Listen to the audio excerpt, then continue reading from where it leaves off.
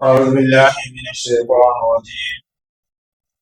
بسم الله الرحمن الرحيم.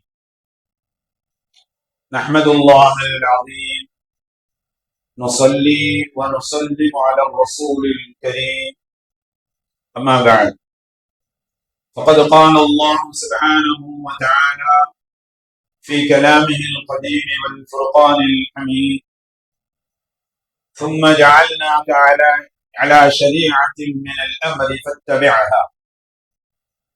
صدق الله العظيم. எல்லா புகழும் அல்லாஹ் ஜல்ல ஷானஹு தஆலா ஒருவனுக்கே உரித்தாகுமா. அருமை நாயகம் முஹம்மது ரசூலுல்லாஹ் ஸல்லல்லாஹு அலைஹி வஸல்லம் அவர்களின் மீதும், நற்பாகியத்திற்கு உரித்தான அவர்களுடைய உம்மத்தினர்கள் அனைவர்களின் மீதும், குறிப்பாக நம் அனைவர்களின் மீதும் எல்லாம் வல்ல அல்லாஹ்வின் பேரருள் என்றென்றும் நிறைவாக உண்டாவதாக. ஆமீன். அல்லாஹ் ஜல்ல ஷானஹு தஆலா இந்த மண்ணிற்கு வழங்கிய, அவன் பொருந்திக் கொண்ட மார்க்கத்திலே அல்லாஹ் நம்மை பயணிக்க செய்திருக்கிறான். அந்த மார்க்கத்திற்கு இஸ்லாம் என்கிற பெயரையும் அவனே சூட்டியிருக்கிறான். உலகத்திலே இஸ்லாம் என்பது வேறு யாரும் வைத்த பெயர் அல்ல, அல்லாஹ்வே அந்த பெயரை இந்த மார்க்கத்திற்கு சூட்டியிருக்கிறான். நாம் அடிக்கடி இஸ்லாம் என்று சொல்லக்கூடிய அந்த வார்த்தைக்கு பல்வேறு அர்த்தங்களை, பொருள்களை, விளக்கங்களை நாம் கேட்டிருப்போம். அந்த பொருள்களில் எல்லாம், விளக்கங்களில் எல்லாம், அர்த்தங்களில் எல்லாம் மிக உயர்ந்த அர்த்தம் இஸ்லாம் என்கிற அந்த அரபி வாசகத்திற்கான பொருள், அல்லாஹ்விடத்திலே நம்மை முழுமையாக ஒப்படைப்பது என்பதுவே இஸ்லாமா. இஸ்லாம் என்று சொன்னால் அவனிடத்திலே முழுமையாக சரணடைந்து விடுதல், சரணாகதி அடைதல் என்பதற்கு பெயர்தான் இஸ்லாம். ஒரு விஷயம் தனக்கு பிடித்திருக்கிறது, எனவே அதனை ஏற்றுக்கொள்கிறேன். ஒரு விஷயம் எனக்கு பிடிக்கவில்லை, எனவே நான் மறுத்து விடுகிறேன் என்பதல்ல இஸ்லாம். இஸ்லாம் என்பது தன்னை முழுமையாக அல்லாஹ்விடத்திலே ஒப்படைத்தல், சரணடைதல், சரணாகதி அடைதல் என்பது அதன் பொருள். இப்படிப்பட்ட அல்லாஹ் பொருந்தி இருக்கக்கூடிய இந்த மண்ணிற்கு வழங்கிய தூய்மையான மார்க்கத்திலே, இஸ்லாத்திலே நம்மை அல்லாஹ் இஸ்லாம் சார்ந்த வாழ்க்கை வழிமுறையாக அல்லாஹ் ஜல்ல ஷானஹு தஆலா ஷரீஅத் என்று சொல்லக்கூடிய உயர்தரமான சட்டங்களை அவனே வழங்கியிருக்கிறான். இஸ்லாமிய வாழ்வியல் வழிகாட்டுதலாக அல்லாஹ் ஜல்ல ஷானஹு தஆலா இஸ்லாமிய சட்டங்களை உள்ளடக்கிய ஷரீஅத்தை அல்லாஹ் நமக்கு வழங்கியிருக்கிறார். இந்த ஷரீஅத் இஸ்லாத்திலே பயணிக்கக்கூடிய ஒவ்வொரு முஸ்லிம்களுக்கும் தங்களுடைய உயிர்களை விட மேலான. அல்லாஹ் ஜல்ல ஷானஹு தஆலா நபிகள் நாயகம் ஸல்லல்லாஹு அலைஹி வஸல்லம் அவர்களுக்கு சொல்லுவான்: ثم جعلناك على شريعة من الأمر. நபியே முஹம்மதே, ஷரீஅத்தினுடைய சட்டங்களை, சிறந்த வழிகாட்டுதலை உமக்கு நாம் தந்திருக்கிறோம். ஃபத்தபிஅஹா, அவற்றை நீங்கள் உங்களுடைய உம்மத்தினர்கள் பின்பற்றுவதற்காக என்று அல்லாஹ் பேசுவார். எனவே அல்லாஹ் இந்த மண்ணிற்கு வழங்கி இருக்கக்கூடிய, அவன் ஏற்றுக்கொண்டிருக்கக்கூடிய, அவன் பொருந்திக் கொண்டிருக்கக்கூடிய இந்த இஸ்லாமிய மார்க்கத்திலே நம்மை அல்லாஹ் பயணிக்க செய்திருக்கிறான். அந்த இஸ்லாமிய மார்க்கத்தினுடைய வாழ்வியல் வழிகாட்டுதலாக அல்லாஹ் ஷரீஅத்தை அல்லாஹ் வழங்கியிருக்கிறான். ஆனால் காலம் செல்ல செல்ல ஷரீஅத் சட்டங்களுடைய கனப்பரிணாமம் என்பது, ஷரீஅத் சட்டத்தினுடைய முக்கியத்துவம் என்பது உலக அளவிலே இஸ்லாமியர்களை 2 பகுதிகளாக பிரிப்பார்கள். பெருநாட்களுக்கு தொழ வருவது அல்லது ஜும்மாவிற்கு மாத்திரம் தொழ வருவது, இஸ்லாமிய பெயர்களை வைத்துக் கொண்டிருப்பது, திருமணம், மௌத்து போன்றவைகளில் இஸ்லாமிய நடைமுறைகளை பின்பற்றுவது, இவர்களுக்கு உலக அளவிலே வைத்திருக்கிற பெயர். மற்றபடி இஸ்லாமிய அடிப்படை கொள்கையாக இருக்கக்கூடிய ஷரியாத்திற்கும் அவர்களுக்கும் சம்பந்தமே இருக்காது. இப்படிப்பட்ட இஸ்லாமியர்களுக்கு உலக அளவிலே வைத்திருக்கக்கூடிய பெயர் மாடர்ன் முஸ்லிம். ஆனால் அல்லாஹ் வழங்கி இருக்கக்கூடிய ஷரியாத்தினுடைய சட்ட திட்டங்களை முழுமையாக ஏற்று அதை தன்னுடைய உயிரையும் விட மதித்து அதன்படி நடக்கக்கூடியவர்களுக்கு உலகத்திலே ஃபண்டமெண்டல் முஸ்லிம் என்பதாக சொல்லுவார்கள். பழமைவாதிகள் என்று சொல்லுவார்கள். சற்று ஷரியத்தினுடைய சட்டங்களை அப்படி இப்படியுமாக சிலவற்றை பின்பற்றி சிலவற்றை கண்டும் காணாமல் விட்டுவிடக்கூடிய முஸ்லிம்களுக்கு உலக அளவிலே மாடர்ன் முஸ்லிம் என்பதாக சொல்வார்கள்.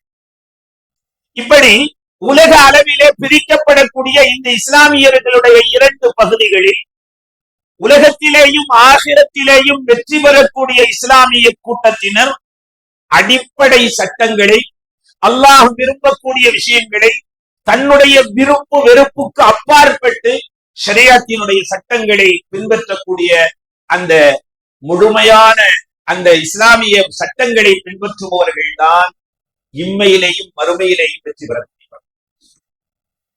ஆனால் இன்றைக்கு இஸ்லாமிய ஷரியத்தினுடைய சட்டங்களை உலக அளவிலே இஸ்லாமிய மார்க்கத்திற்கான மிகப்பெரிய எதிரிகளாக இருக்கக்கூடியவர்கள் இஸ்லாமியர்களிடத்திலே இருக்கக்கூடிய அடையாள சின்னங்களை ஒவ்வொன்றாக அவர்களிடத்திலே கலட்டிவிட்டால் சிவில் சட்டம் என்பது சாத்தியமாகி போய்விடும் என்று இந்திய நாட்டிலே ஆட்சி பீடத்திலே இருக்கக்கூடியவர்களும் உலக அளவிலே இந்த மார்க்கத்தை குழி தோண்டி புதைத்து விடலாம் என்கிற கங்கணம் கட்டி கொண்டிருப்பவர்களும் இஸ்லாமிய அடையாள சின்னங்களை ஒவ்வொன்றாக கலட்டிவிட்டால் பொது சிவில் சட்டம் என்பது சுலபமாக நடைமுறைப்படுத்திவிட முடியும் என்கிற கனவை காண்கிறார்.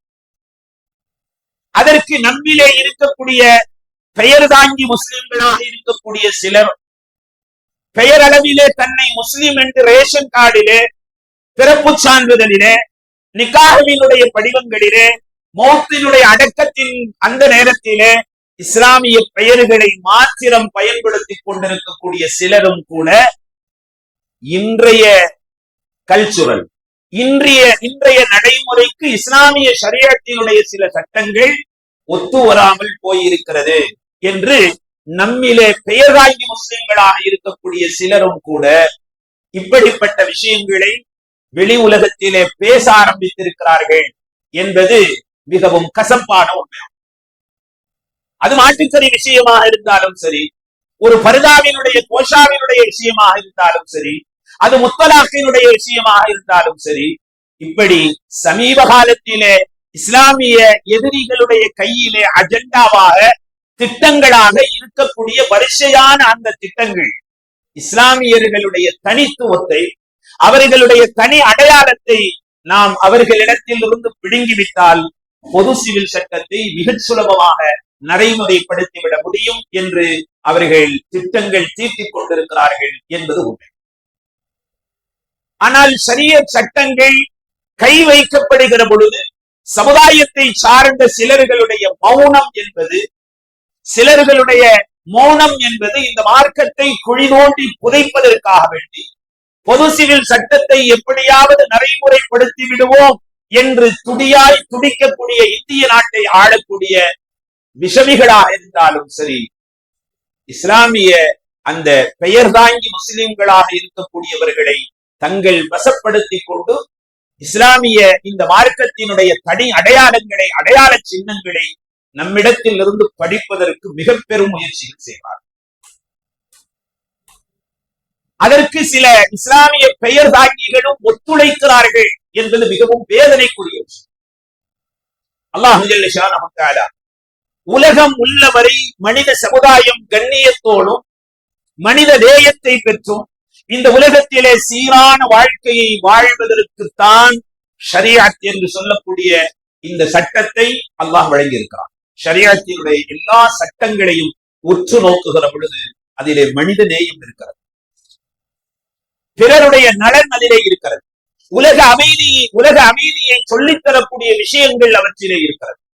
இப்படி உலக அமைதிக்கான மனித நேயத்திற்கான பல்வேறு சட்டங்களை கொண்டிருக்கக்கூடிய இந்த ஷரியத்தினுடைய சட்டத்தை காலப்போக்கிலே ஷரியத்தினுடைய சட்டம் என்பது நம்முடைய உள்ளத்திலே அதனுடைய கணப்பரிணாமம் என்பது, அதனுடைய முக்கியத்துவம் என்பது குறைந்து கொண்டே வருகிறது.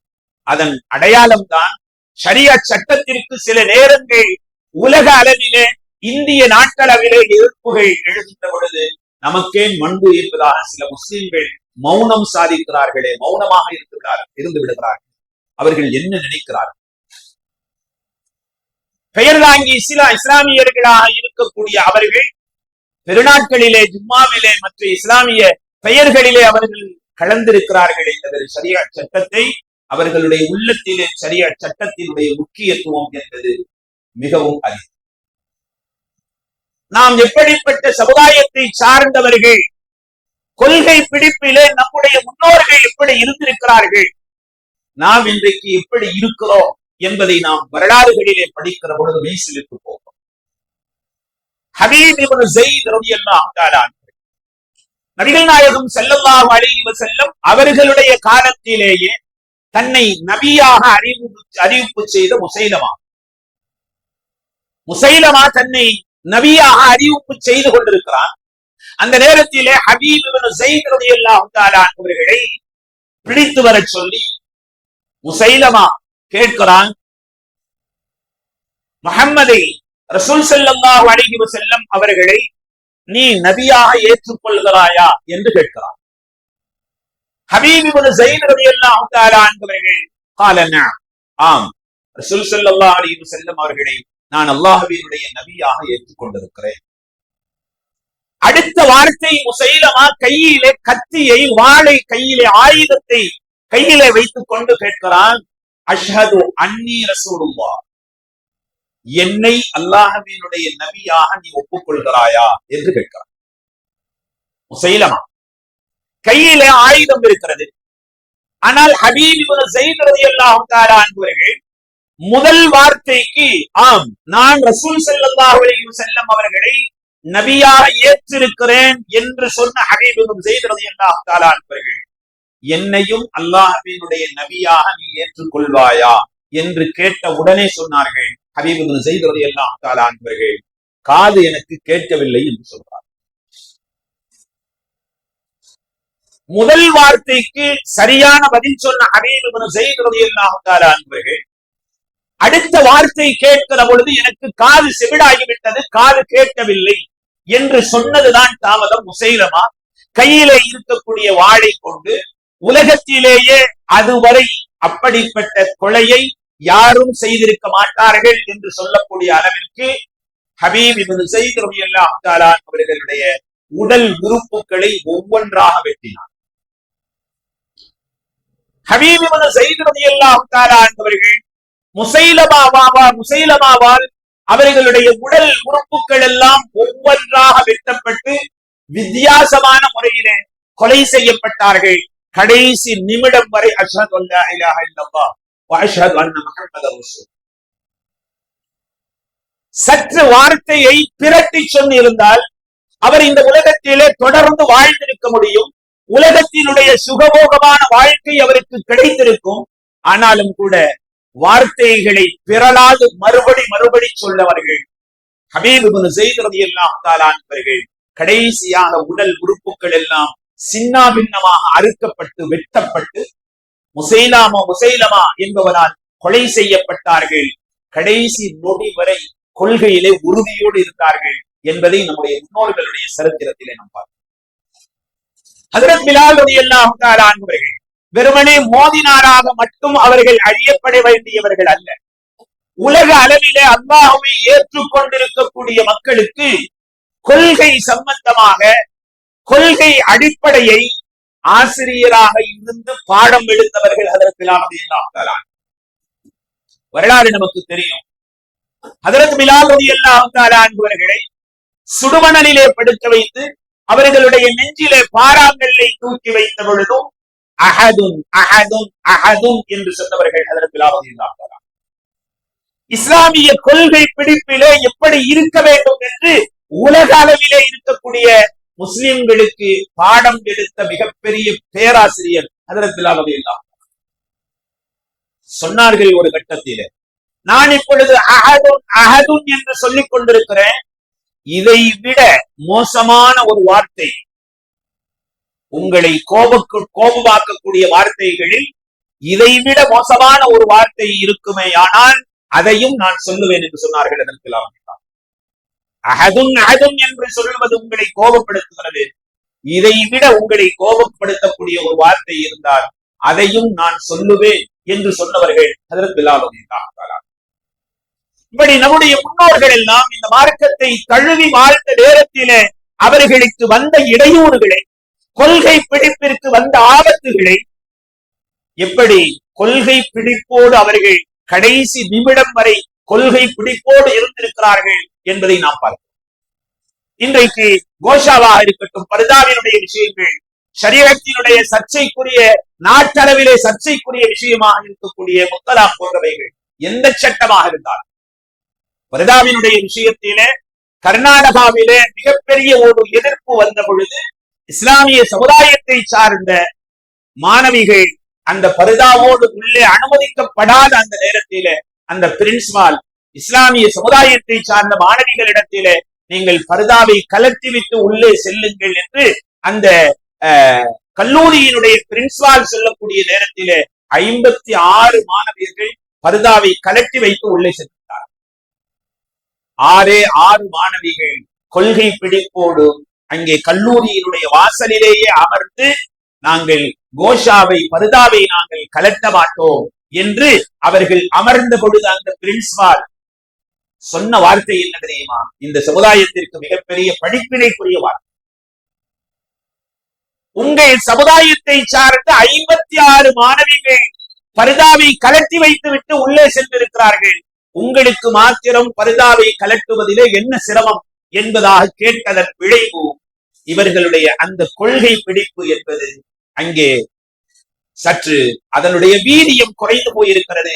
ஏனைய சமுதாயத்தவர்கள் நம்மை எள்ளி நகை ஆடுகிறார்கள் என்பதை இந்த சமுதாயம் மறந்து, சமுதாயத்திலே கொள்கை பிடிப்போடு இந்த மார்க்கத்திலே இருக்க வேண்டும். சாதாரணமாக பர்தாவை கலட்டி வைத்துவிட்டு உள்ளே செல்ல வேண்டும் என்று அவர்கள் வேலை செய்யக்கூடிய இடத்திலோ படிக்கக்கூடிய கல்லூரிகளிலோ சொன்னால் மிகச் சாதாரணமாக பர்தாவை கலட்டிவிடக்கூடிய, வேலைக்காக, படிப்புக்காக, தொழிலுக்காக, உலகம் சார்ந்திருக்கக்கூடிய விஷயங்களுக்காக வேண்டி ஷரியத்தை தூரமாக தூக்கி எறிந்து விடக்கூடிய நமக்கு நம்முடைய முன்னோர்கள், இந்த சமுதாயத்தை சார்ந்த நம்முடைய முன்னோர்கள் இஸ்லாமிய கொள்கை பிடிப்பிலே எப்படி இருந்திருக்கிறார்கள் என்பதை நாம் வரலாறுகளின் மூலமாக நாம் பார்க்கிறோம். கிறிஸ்தவ சமுதாயத்தை சார்ந்த மிகப்பெரிய தலைவர்கள் எல்லாம் வந்திருக்கிறார்கள். ஆட்சி வீடத்திலே அதற்கு உணர்வு எல்லாம் அவர்களிடத்திலே சொல்லப்படுகிறது, பைபிள் முகத்தஸினுடைய சாவியை வாங்க செல்லுகிற பொழுது சொல்லப்படுகிறது, கிறிஸ்தவ சமுதாயத்தினுடைய உலகளாவிய தலைவர்கள் எல்லாம் வந்திருக்கக்கூடிய அந்த சபையிலே சற்று உங்களுடைய ஆடையை, ஒட்டு போட்ட ஆடைகளோடு நீங்கள் இருக்கிறீர்களே, சற்று கண்ணியமாக நீங்கள் ஆடையை அணியலாமே என்று கேட்டுக்கொண்ட பொழுது அதற்கு உணர்வு எல்லாம் அவர்கள் சொன்னார்கள், ஏற்கனவே அல்லாஹ் இஸ்லாம் என்று சொல்லக்கூடிய கண்ணியத்தை அல்லாஹ் நமக்கு வழங்கியிருக்கிறார், அதை விட வேறு ஒரு கண்ணியம் எனக்கு தேவையில்லை என்று சொன்னார்கள். அதற்கு உணர்வு எல்லாம் வரலாற்றிலே நாம் பார்க்கிறோம், ஹுதைஃபத்துல் யமானி, ஹுதைஃபா இப்னு யமானி ரலியல்லாஹு தஆலா அவர்கள் மிகப்பெரிய அரசர்கள் எல்லாம் இருக்கக்கூடிய சபையிலே அவர்களும் அமர்ந்து உணவருந்தக்கூடிய சந்தர்ப்பம் ஏற்படுகிறது. ஹுதைஃபத்துல் யமான் ரலியல்லாஹு தஆலா அவர்கள் நபி ஸல்லல்லாஹு அலைஹி வஸல்லம் அவர்கள் சொல்லிக் கொடுத்த வழிகாட்டுதலின்படி உணவை அவர்கள் உண்டு சாப்பிட்டுக் கொண்டிருக்கிற பொழுது சஹாபி ஒருவர் சொல்லுகிறார், உலக அளவிலே இருக்கக்கூடிய தலைவர்கள் எல்லாம் இந்த சபையிலே இருந்து வெஸ்டர்ன் ஸ்டைலிலே அவர்கள் சாப்பிட்டுக் கொண்டிருக்கிற பொழுது நீங்கள் மாத்திரம் கை கழுவி, நீங்கள் மாத்திரம் சுப்ராவை கீழே விரித்து, நீங்கள் மாத்திரம் விரல்களை சூப்பி, நீங்கள் மாத்திரம் கீழே விடக்கூடிய பருக்கைகளை எடுத்து கழுவி உண்ணக்கூடிய இந்த காட்சி பார்ப்பவர்களை முகம் சுளிக்க வைக்கிறதே என்று சொன்ன பொழுது ஹுதைபத்துல் யமான் ரலியல்லாஹு தஆலா அவர்கள் சொன்ன அந்த வார்த்தை ரோஷமான அந்த ஈமானுடைய வார்த்தை. நாம் அந்த வார்த்தையை சிந்தித்து பார்த்து கடைபிடித்திருக்கிறோம். ரோஷப்பட சொன்னார்கள் ஹுதைபத்துல் யமான் ரலியல்லாஹு தஆலா அவர்கள், இந்த மடையர்களுக்காக வேண்டி என்னுடைய ஹபீபினுடைய சுன்னத்தை நான் விடுகிறான் என்று சொன்னார்கள் ஹுதைபத்துல் யமான் ரலியல்லாஹு தஆலா. உலகளாவிய தலைவர்கள் எல்லாம் அமர்ந்து சாப்பிட்டுக் கொண்டிருக்கக்கூடிய அந்த சபையிலே சொன்ன வார்த்தை ஹுதைபத்துல் யமான் ரலியல்லாஹு தஆலா. சாதாரணமாக இஸ்லாமிய அடையாள சின்னங்களை கலட்டி விடுவதற்கு துடியாய் துடிக்கக்கூடிய இந்தியாவை ஆளக்கூடிய ஆட்சியாளர்கள் இஸ்லாமிய அடையாளங்களை தொப்பி, தாடி, தலைப்பாகை, பர்தா, முத்தலாம் இது போன்ற இஸ்லாமிய ஷரியத்தினுடைய இஸ்லாமியர்கள் காலம் காலமாக சுமந்து கொண்டு வரக்கூடிய அடையாள சின்னங்களை பறிப்பதிலே முழு முயற்சி செய்கிறார்கள். கவலைக்குரிய விஷயம், மக்காவிலேயும் மதீனாவிலேயும் கூட ஷரியத்தினுடைய சட்டத்திற்கு மாற்றமான புறம்பான விஷயங்கள் இன்றைக்கு தலைகாட்ட ஆரம்பித்திருக்கிறது என்பது மிகவும் வேதனைக்குரிய. அல்லாஹ் ஏன் இஸ்லாமியர்களுக்கு கஷ்டங்களை, துயரங்களை, உயிர் சேதங்களை, பொருளாதாரத்தினுடைய சேதங்களை ஏன் வழங்க மாட்டார்? ஷரியத் சட்டம் இந்த நாட்டிலே அதை பின்பற்றுகிறோம் என்று சொல்லக்கூடியவர்களிடத்திலே ஷரியத் சட்டம் மலிந்து போயிருக்கிறது. அதனுடைய கனப்பரிணாமம் நம்முடைய உள்ளத்தில் இருந்து எடுபட்டு போயிருக்கிறது. நானே கடவுள் என்று சொன்ன பிறவனிடத்திலே மனைவியாக வாழ்ந்த ஆசியா அம்மையார் அவர்கள் நானே கடவுள் என்பவனுக்கு என்று சொன்னவனுக்கு மனைவியாக வாழ்ந்தும் கூட கடைசி நொடி வரை அவர்கள் முக்மீனாக வாழ முடிந்திருக்கிறது என்பது வரலாறு சொல்லக்கூடிய. பிறவனுடைய மனைவி ஆசியா அம்மையார் அவர்கள் கடைசி வரை ஈமானை இழக்காது அவர்கள் வாழ்ந்திருக்கிறார்கள். சமுதாயத்திலே இருக்கக்கூடிய ஆசியாக்கள் எங்கே? அப்படிப்பட்ட ஆசியாக்கள் சமுதாயத்திலே இன்று எங்கே சென்றார்? காலம் காலமாக ஷரியத்தை பின்பற்றி வாழ்ந்த அல்லாஹ் திருக்குர்ஆன் ஷரீஃபிலே வழிநடிகிலேயும் புகழக்கூடிய ஹஜ்ரத் இப்ராஹிம் அலைஹிஸ்ஸலாம். இப்ராஹிம் அலைஹிஸ்ஸலாம் அவர்களை அல்லாஹ் தனி மனிதர் என்று சொல்லவில்லை, ஒரு சமுதாயம் என்று சொல்கிறார். திருக்குர்ஆன் ஷரீஃபிலே வழிநடிகிலேயும் இப்ராஹிம் அலைஹிஸ்ஸலாம் அவர்களை வமா கான மினல் முஷ்ரிகீன், அவர்கள் அல்லாஹ்வுக்கு இணை வைத்தவராக இல்லை என்பதை திருக்குர்ஆன் ஷரீஃபிலே வழிநெடுகிலேயும் அல்லாஹ் சொல்லிக் கொண்டே வருகிறார். தகப்பன் ஆசர் ஒரு வழிகேட்டினுடைய தலைவராக இருந்தும், வழிகேட்டினுடைய அந்த தெய்வங்களை உருவாக்கக்கூடியவராக ஆசர் இருந்தும் கூட கடைசி நிமிடம் வரை அல்லாஹ் போற்றக்கூடிய, அல்லாஹ் புகழக்கூடிய வாழ்க்கைக்கு சொந்தக்காரர்களாக ஹஜ்ரத் இப்ராஹிம் அலைஹிஸ்ஸலாம் அவர்களால் வாழ முடிந்திருக்கிறது என்பது சமுதாயம் என்பது சரித்திரம் நமக்கு சொல்லித் தரக்கூடிய. ஆனால் இன்றைக்கு ஷரியத் சட்டங்கள் நம்முடைய உள்ளத்திலே மடிந்து போய், இதுக்கு போய் இவ்வளவு பெரிய போராட்டம். வன்முறைகளை கையிலே எடுக்க வேண்டும் என்று சொல்லவில்லை, வன்முறைகளை இஸ்லாம் சொல்லித்தரவும். ஆனாலும் கூட உலக அளவிலே, குறிப்பாக இந்திய நாட்டை ஆளக்கூடிய இந்த இந்திய நாட்டிலே ஷரியத் சட்டத்திற்கு புறம்பான விஷயங்கள் எதிரிகளால் கையிலே எடுக்கப்படுகிற பொழுது இந்த சமுதாயம் தன்னுடைய எதிர்ப்பை, தன்னுடைய பேச்சை, தன்னுடைய சமுதாயத்தை சார்ந்தவர்களுடைய எதிர்ப்பு குரலை உயர்த்துவது என்பது இந்த சமுதாயத்தை சார்ந்தவர்களுடைய தலையாய கடமையாக இருக்கிறது. ஆனாலும் கூட சமுதாயத்திலே இருக்கக்கூடிய சில கருப்பாடுகள், நான் முன்பு சொன்னது போல பெயர் தாங்கி இஸ்லாமியர்கள், இதுக்கு போய் எவ்வளவு பெரிய போராட்டம். சட்டானீஸ் அனுசரித்து போயிருக்கலாமே. பாபரி மஸ்ஜித் உள்பட, முத்தலாக் உள்பட, மாட்டு இறைச்சி உள்பட, ஏனைய பர்தா போன்ற விஷயங்கள் உள்பட அடுத்து நம் சமுதாயத்தை குழி தோண்டி புதைக்க வேண்டும் என்பதிலே கங்கணம் கட்டி கொண்டிருக்கக்கூடிய சங்கிகளுடைய கையிலே மிக பெரும் அஜெண்டாக்கள் வரிசையாக இருக்கிறது. பாங்கினுடைய சப்தத்தை வெளியிலே நீங்கள் கொண்டு வரக்கூடாது என்பது கூட சொல்ல இருக்கிறார்கள். அடுத்தடுத்து நம்முடைய சமுதாயத்தினுடைய அடையாள சின்னங்களை நம்மிடத்திலே இருந்து பறித்து விடுவதற்காக வேண்டி துடியாய் துடித்துக் கொண்டிருக்கிறார்கள். நம்முடைய ரூஹ் உள்ளவரை நாம் அதனுடைய எதிர்ப்பை தெரிந்ததாக கடமை.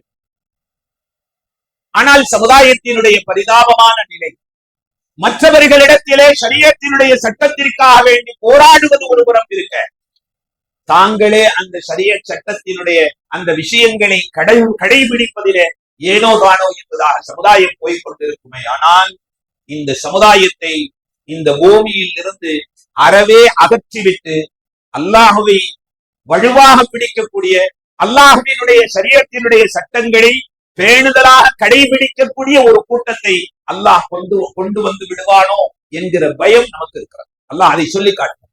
அலா அன் நுபத்தில கைரம் மின்ஹும் வமா நஹ்னு பிமஸ்ரூபின்.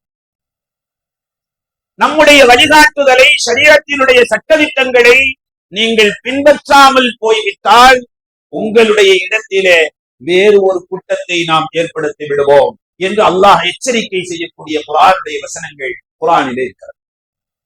எனவே சமுதாயத்தை சார்ந்த இஸ்லாமியர்கள், பெயரளவிலே இஸ்லாமியர்களாக இருக்கக்கூடியவர்களை பார்த்துத்தான் திருக்குர்ஆன் ஷரீஃப் பேசுகிறது. யா அய்யுஹல்லதீன ஆமனூ, ஈமான் கொண்டவர்களே, உதுகுலூ ஃபிஸ்ஸில்மி காஃபா, முழுமையாக இந்த இஸ்லாத்திலே நுழைந்து விடுங்கள் என்று ஒரு வசனத்தை அல்லாஹ் திருக்குர்ஆன் ஷரீஃபிலே ஏற்படுத்தியிருக்கிறார். நமக்கு கஷ்டம், நமக்கு கவலை, நமக்கு துன்பம், நமக்கு நோய்கள், நமக்கு ஆபத்துகள் அனைத்தும் ஏற்படுகிறது. காரணம், அல்லாஹ்வினுடைய ஷரியத் சட்டத்தை நாம் பேணாமல் இருக்கிறோம் என்பது மாத்திரமல்ல, உலக அளவிலே ஷரியத் சட்டத்திற்கு இடையூறுகள், கஷ்டங்கள், துயரங்கள், எதிர்ப்புகள் வருகிற பொழுது இந்த சமுதாயம் மௌனம் சாதித்துக் கொண்டிருப்பது அல்லாஹ்வினுடைய கோபத்திற்கு மிகப்பெரிய காரணமாகும். அல்லாஹ் ஜல்ல ஷானஹு தஆலா நம்முடைய உயிரிலும் மேலாக நாம் மதிக்க வேண்டிய ஷரியத்தினுடைய சட்டங்களை நாம் பின்பற்றுவதோடு, உலக அளவிலே ஷரியத் சட்டத்திற்கு எதிர்ப்பு குரல்கள் எப்பொழுதெல்லாம் எழுகிறதோ, சமுதாயத்திலே எத்தனை உயிர்கள் ஷஹீதாக்கப்பட்டாலும் அந்த எதிர்ப்பு குரல்கள் அடக்கப்பட வேண்டும் என்பதிலே இந்த சமுதாயம் கண்ணும் கருத்துமாக இருக்க வேண்டும். எல்லாம் வல்ல அல்லாஹ் ஜல்ல ஷானஹு தஆலா அவனுக்கு பிடித்தமான முஃமின்களாக வாழக்கூடிய பெரும் பாக்கியத்தை அல்லாஹ் நமக்கும் உங்களுக்கும் தந்தருள் புரிவானாக.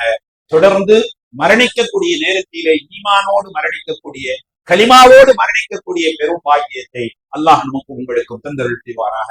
வாஹிரு தஅவானா அல்ஹம்துலில்லாஹி ரப்பில் ஆலமீன். அஸ்ஸலாமு அலைக்கும் வரஹ்மத்துல்லாஹி தஆலா.